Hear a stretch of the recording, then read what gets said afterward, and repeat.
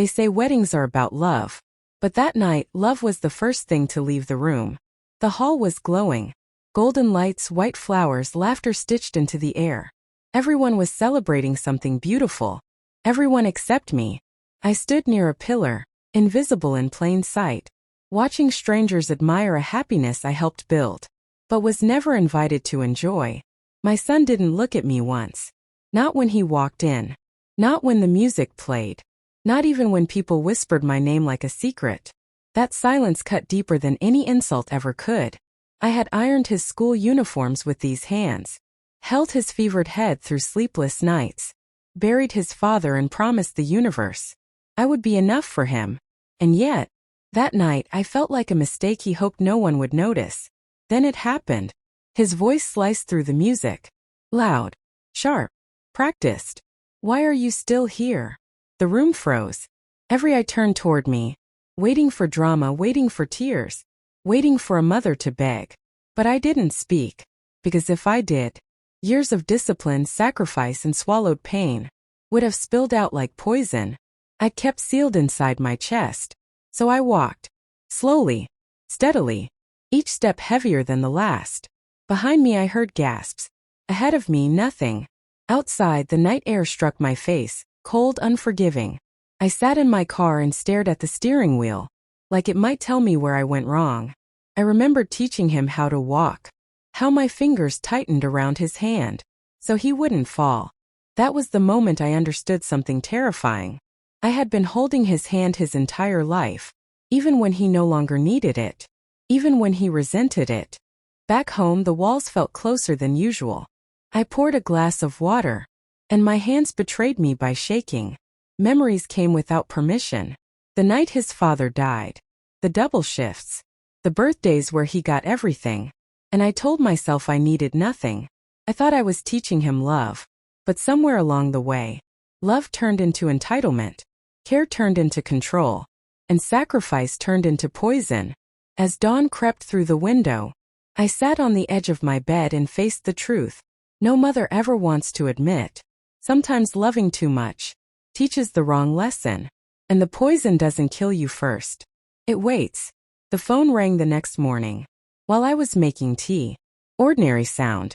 Extraordinary cold. His voice didn't ask how I was. Didn't mention the wedding. Didn't hesitate. I need the property papers. Urgently. No apology. No shame. Just expectation.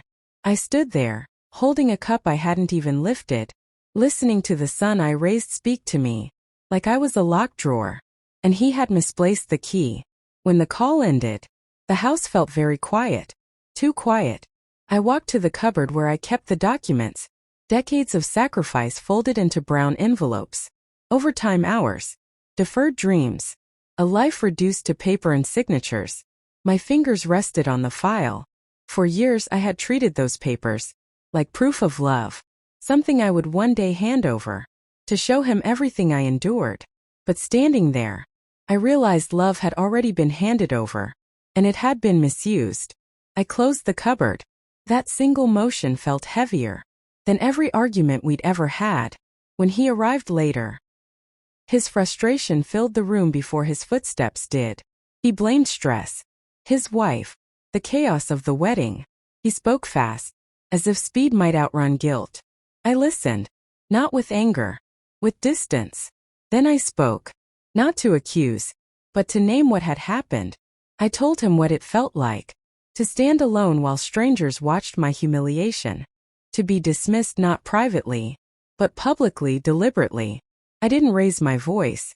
I didn't cry. That calm unsettled him more than rage ever could. When I said respect mattered more than inheritance, he laughed, short and bitter. You're overreacting, he said. It's just emotions. But I saw something flicker behind his eyes. Fear. Because for the first time, the poison he had been pouring outward was no longer finding a willing body. He stormed out, and when the door closed, I finally cried. Not because I doubted myself, but because standing your ground hurts the most. When it's long overdue, days turned into weeks. I stopped checking my phone, stopped waiting for footsteps that never came. Instead, I filled my time, with things I had postponed for years. Morning walks, old friends, afternoons where silence felt less like punishment and more like medicine. I heard through others that his marriage wasn't what it looked like. Arguments, money, control disguised as care. I stayed silent because interfering would only delay the lesson life was preparing to teach him. Poison doesn't always kill immediately. Sometimes it waits until you're alone and finally forced to taste your own. Weeks passed without a word from him. At first, the silence felt like punishment, like learning to breathe with only half a lung. Every sound in the house echoed too loudly. Every quiet moment asked questions I didn't want to answer. But silence has a way of changing shape. Slowly it stopped hurting and started teaching. I stopped reaching for my phone, stopped replaying the wedding in my mind. Instead, I filled my days with things I had delayed for years. Morning walks before the world woke up. Coffee with women who knew my name beyond mother. Books I read without guilt.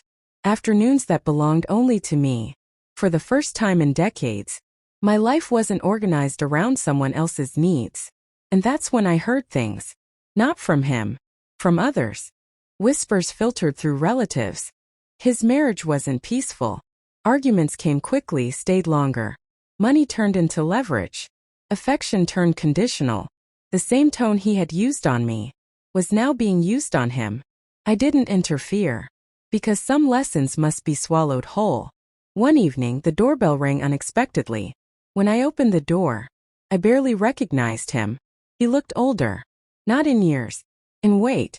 The confidence he wore like armor now had cracks running through it. He talked about sleepless nights, about constant tension, about a hollow feeling he couldn't explain. I listened, not as a rescuer, not as a mother rushing to fix, but as an equal. Then, inevitably, he brought up the property again. This time his voice wasn't demanding. It was cautious, almost ashamed. I told him calmly, that love without respect is just control pretending to be care. For once, he didn't argue. He left quietly. And as the door closed, I realized something unsettling. The poison he had poured into our relationship had finally reached him. After that, silence returned. But it was different now. It didn't feel like abandonment. Felt like space. I reorganized my home, donated things I no longer needed, threw away memories that only hurt to keep. I repainted the room he once slept in, choosing colors I liked. Colors no one else had ever chosen for me. Each brushstroke felt like reclaiming ground. Guilt tried to whisper. A mother should always give, always forgive, always sacrifice. But I remembered where endless giving had led me. Somewhere far away. My son was learning what entitlement costs, when it's no longer protected by a mother's silence. And this time, I wasn't the one absorbing the poison, because when you stop shielding someone from consequences, life steps in, and it's far less gentle than love. He stood outside for a long time before knocking. I watched him through the window, hands in his pockets, shoulders tense, like a child rehearsing courage he wasn't sure he had. When I opened the door, I saw hesitation in his eyes, something I hadn't seen since he was young, and afraid of admitting he'd done something wrong. Inside, he talked about nothing at first. The weather, the house, how different things looked. Avoiding the real reason he came. I let him speak. Silence can be kinder than interruption. Eventually, his voice faltered. He said nothing felt stable anymore. That every conversation at home turned into a fight. That he woke up tired, angry, and empty. For the first time, he didn't ask for help. Didn't ask for money. Didn't ask for the papers. That absence spoke louder than apologies. I invited him to sit. I listened not as a savior, but as a woman who had survived life alone. He asked me questions. Real ones. How did I manage after his father died? How did I stay strong when no one was watching? How did I endure loneliness? Without turning bitter? I didn't romanticize it. I told him about fear, exhaustion, the nights I almost gave up. He listened quietly, and I watched something unravel inside him. The belief that strength meant control, that power meant dominance. I told him endurance was strength, staying kind when bitterness was easier, standing firm without cruelty. Each word stripped away a layer of arrogance he didn't know he carried. Then the subject he feared surfaced again. The property. This time his voice trembled. I told him clearly, inheritance is not a reward for birth. It's a responsibility earned by character. Land can be protected by walls. People cannot. I said if one day I believed he could protect not just property, but dignity, then the papers would mean something. Until then, they were just paper. He nodded. Not defeated. Changed. Weeks later, news reached me that his marriage had officially collapsed. He didn't come running immediately.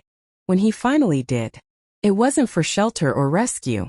He came to talk, to admit he had become someone he didn't recognize.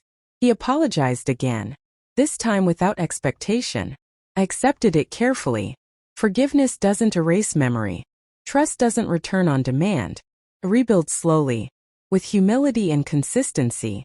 There were no dramatic reunions, no tears in the rain, just two adults, learning how to speak honestly, after pride had poisoned everything.